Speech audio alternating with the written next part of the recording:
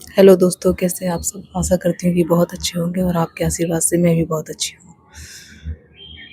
और मेरा चैनल आज की प्रेरणा फ्रॉम एलटीपी में आप लोगों का बहुत बहुत स्वागत है। आज हम बनाते हैं एक छोटा सा ब्लॉग जो कि चैनल के लिए बहुत ज़रूरी होता है। मैंने पहले भी एक ब्लॉग शूट किया है जिसकी टाइमिंग भी लगभग 2 या ढाई मिनट होगी। वो मैंने आज से लगभग 6-7 दिन पहले शूट किया होगा। आज फिर से मन हुआ तो सोचा कि एक ब्लॉग बनाते हैं और कुछ अपने मन की और कुछ मेरे जो यूट्यूब के फ्रेंड्स हैं उनके कमेंट के द्वारा उनके मन की बातें एक दूसरे से शेयर की जाए।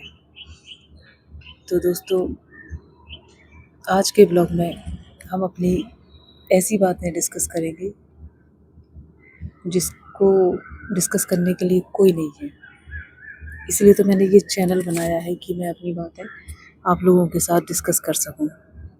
क्योंकि जब इंसान अकेला हो जाता है ना, तो एक ना एक तो ऐसा चाहिए ही होता है जिसके साथ हम अपनी बातें शेयर कर सकें। जब कोई होगा ही नहीं तो मन के अंदर पूरी बातें भरी रहेंगी और इंसान वैसे ही चिड़चिड़ा सा हो जाएगा। तो अपने मन की बातें बताने के लिए कोई ना कोई तो होना चाहिए। इसलिए मैंने अपना चैनल बनाया और उस चैनल पर आज की प्रेरणा फ्रॉम एलटीपी के नाम से जो चैनल बनाया उस पर अपनी डेली रूटीन की या कुछ मोटिवेशनल बातें शेयर करती हूँ। तो आज मैं यही कहूँगी कि हम लोग अपनी लाइफ में कितने बिजी हैं कि एक दूसरे के लिए समय ही नहीं है, और अगर समय होता भी है तो मन नहीं होता। मतलब एक दूसरे से किनारा सा कर लिया है सब लोगों ने। पहले क्या होता था कि थोड़ा भी समय होता था तो मिलने चले जाते थे एक दूसरे से, रिश्तेदारों के पास, दादा दादी, नाना नानी, चाचा चाची, सभी के पास।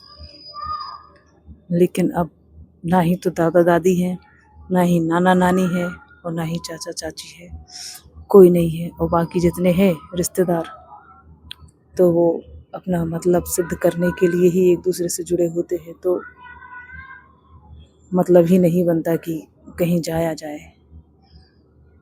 तो बस यही कि एक बार ही तो हमें अपनी ज़िंदगी मिलती है और उसी ज़िंदगी में हम कितना कुछ झेल लेते हैं, कितना कुछ कर लेते हैं, कितना कुछ करते हैं एक दूसरों के लिए। उसके बाद भी आखिर में अकेले रह जाते हैं।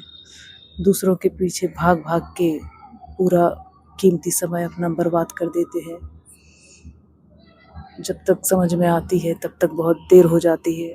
लेकिन कोई बात नहीं, जब आपको समझ में आए कि आपको अपने लिए भी कुछ करना चाहिए, तभी से अपने लिए शुरुआत कर देनी चाहिए। लाइफ की रियलिटी यही है कि ज़िंदगी हमें एक बार मिली है तो इसे टेंशन में बिल्कुल भी ना निकालें।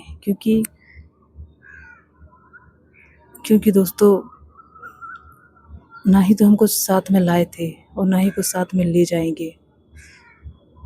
खाली हाथ ही आए थे, सब कुछ यहीं छोड़ जाएंगे। दुनिया की जायदाद जुटाने में लगे पड़े रहते हैं। ये मकान, ये प्रॉपर्टी, ये खेत, ये संपत्ति, ये दुनिया की जायदाद हम बनाते रहते हैं सारी ज़िंदगी। बनाते बनाते बूढ़े हो जाते हैं और बुढ़ापे में किसी काम के नहीं रहते। उस जायदाद पे हमारे बच्चे फिर बाद में ऐश करते हैं। इसलिए अपना फ़र्ज़ उतना ही निभाओ कि आप अपनी ज़िंदगी भी जी सको। ज़रूरत से ज़्यादा थोड़ा हम अपने साथ ले जाएंगे। जितने की ज़रूरत होती है उतना तो भगवान हमें वैसे ही दे देते हैं। लेकिन इंसान की फितरत लालच की होती है। इस वजह से वो उसकी नीयत कभी भरती ही नहीं है। अगर किसी के पास एक मकान है तो उसे 2 मकान चाहिए। अगर किसी के पास 2 मकान है तो उसे 4 मकान चाहिए। अगर 10 लाख है तो उसे 20 लाख चाहिए। और अगर 1 करोड़ है तो उसे 2 करोड़ चाहिए। मतलब जितना है उससे कोई सेटिस्फाइड नहीं है। सब बढ़ाने में लगे हुए हैं, बढ़ाने में लगे हुए हैं। पर ऐसा कोई नहीं सोचता कि जितना है उससे कुछ अच्छा कर लिया जाए, उससे अपनी ज़िंदगी जी ली जाए। ऐसा नहीं होता है। हम लोगों को जब ज़िंदगी जीना आता है, जब तक बहुत देर हो चुकी होती है, समय हाथ से निकल जाता है और फिर हम बाद में कुछ नहीं कर पाते हैं। नए-नए कपड़े, नए-नए गहने संजो के रखते हैं कि बाद में पहनेंगे, बाद में पहनेंगे, और जब पहनने का समय आता है तब तक शौक ही ख़त्म हो जाता है और वो चीज़ें ज्यों की त्यों रखी रह जाती हैं। इसलिए समय रहते अपनी चीज़ों का इस्तेमाल कर लें, अपने गहनों को पहन लें। अच्छी नई-नई साड़ियाँ हैं जो उनको पहन लें। रखी की रखी रह जाती हैं, फिर बाद में सब अपने आप ही यूज़ कर लेते हैं। समेट के रखने से कोई फ़ायदा नहीं है। भरपूर जिए अपनी ज़िंदगी। जो है आपके पास उन चीज़ों का खूब इस्तेमाल कीजिए। ख़राब हो जाए तो नई लाइए, फिर पहनिए, अच्छे से रहिए, मस्त रहिए, खुश रहिए। राधे राधे।